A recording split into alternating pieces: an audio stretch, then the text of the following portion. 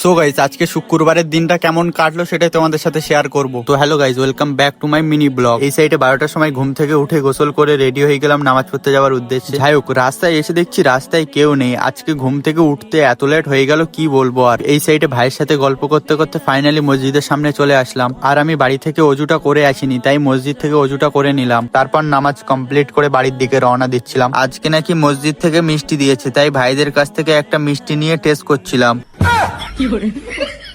যাই হোক, মিষ্টিটা খেতে খেতে তোমাদেরকে একটা সুন্দর কাজ করে দেখাচ্ছি, দেখো। ভাইদের সাথে ইয়ার্কি মারতে মারতে ফাইনালি বাড়ি এসে খাওয়া দাওয়া কমপ্লিট করে নৌকা চাপার উদ্দেশ্যে বার হয়ে গেলাম। এই সাইডে ভাইরা নৌকা নিয়ে হাজির হয়ে গেল। নৌকায় এসে আমার একটাই ভয় লাগছিল, যদি আমার এই কম দামি ফোনটা পানিতে পড়ে যায় তাহলে আমার আম্মু দাঁড়িয়ে বুকের ওপরে পা তুলে দেবে। নৌকায় এসে যেটার ভয় লাগছিল সেটাই হলো, নৌকার একটা ছিদ্র দিয়ে নৌকায় পানি ভর্তি হয়ে যাচ্ছিল, তাই ফটাফট নৌকা থেকে নেমে গেলাম। সো গাইস, আজকের এই সুন্দর ব্লগটা এতটুকু ছিল। যদি ব্লগটা একটু ভালো লাগে ফলো এন্ড সাবস্ক্রাইব করে দিও। বাই।